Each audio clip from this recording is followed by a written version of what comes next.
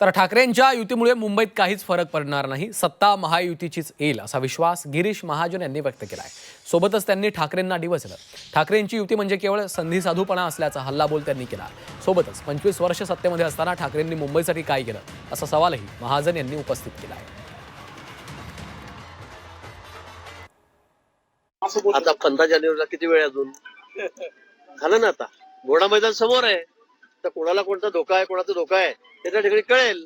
मुंबईत नुसतं हे बघा, आज मुंबई कुठे चालली आपण बघा. आज किती त्या ठिकाणी सगळे इन्फ्रास्ट्रक्चरचे कामं त्या ठिकाणी चाललेले आहेत, किती विजन मुख्यमंत्री त्या ठिकाणी आहे, कशा गतीने मुंबई पुढे चाललेली आहे. लोकांना माहित आहे त्यांच्या काळामध्ये काय झालं, जे काय करणार आहेत. त्यांच्याकडे 25-30 वर्ष झाले नगर महापालिकेची सत्ता होती, त्यांनी काय बोंब पाडली, त्यांनी काय केलं त्या ठिकाणी. आज बघा आज किती गतीने मुंबई पुढे चाललेली आहे. आणि म्हणून तुम्ही लोकांना तुम्ही एकत्र व्हा, फेकत्र, हे तुमचा संधी साधूपणा आहे. हा तुमचा संधी साधूपणा आहे. त्यामुळे हा काही फरक नाही. लोक येतील, भाषणाला गर्दी करतील, दिसतील आपल्याला, पण मतदानामध्ये काही दिसत नाही ना.